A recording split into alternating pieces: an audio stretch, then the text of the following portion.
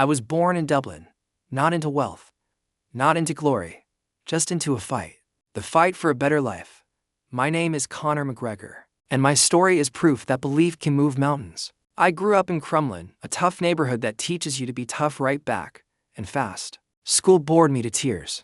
I wasn't built for sitting still and listening to things that didn't matter to me. But dreaming saved me. I didn't just dream of being a fighter. I lived it in my head long before I ever stepped into a real cage. People laughed. They called me crazy. They told me to get a real job, to be realistic. So, I tried. For a little while, I worked as a plumber.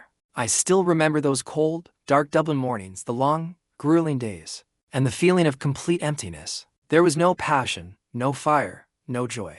One day, I just couldn't do it anymore. I walked away. I quit the life everyone expected me to live, the life that was slowly killing my spirit. I decided to bet on myself. Instead of fixing pipes, I started fixing my future. I trained. Morning, noon, and night. Every spare moment was dedicated to honing my craft. It wasn't easy. My family struggled with money. There were times when welfare checks were the only thing keeping us afloat. It was a humbling experience, one that fueled my hunger even more. But through all the hardship, my belief kept me alive. It was my secret weapon. Then came Cage Warriors. I wasn't just competing, I was dominating.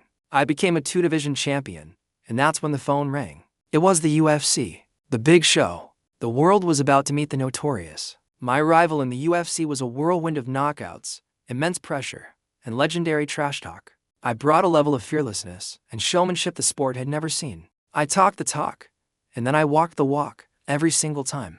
But don't let the bravado fool you. Behind the flashy suits and the witty insults was an iron will forged in discipline. My life revolved around structure, relentless training, and visualization. I saw every victory in my mind long before it happened. My mindset was sharp, enough to cut steel. Then came the historic moments. Jose Aldo, the pound-for-pound king, undefeated for a decade. 13 seconds. That's all it took. One punch. History was made.